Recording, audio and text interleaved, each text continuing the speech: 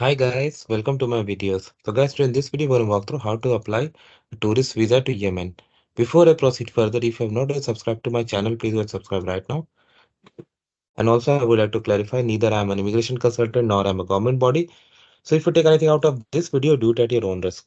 All right, guys, so let's proceed. So guys, when it comes to apply visa for any country, any kind of visa, the very first thing you should check is that you should check that whether based on your nationality, duration or purpose, do you really need a visa or not? Because in some circumstances, you may not actually need it, right?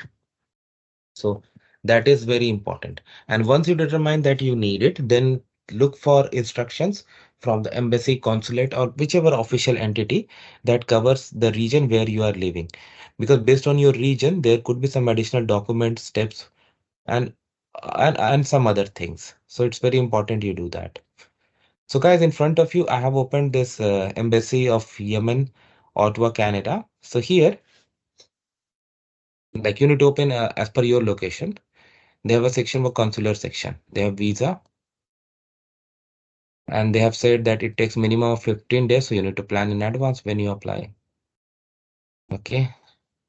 For application fee, they have said that call here and determine. Okay. Now what you need, one visa application form to fill out completely, signed. Please include your telephone number and email address. Photocopy of page 2 and 3 of your passport, which must be at least 6 months, date of submitting the application. They have clearly said do not send your original passport, so don't do that. Two passport size photographs to be attached to the application, a prepaid courier slip and self-addressed envelope for the return of. Okay, perfect. Additional requirements, that's fine. Okay, now let's see this visa application. It's in English also, so there's nothing to worry.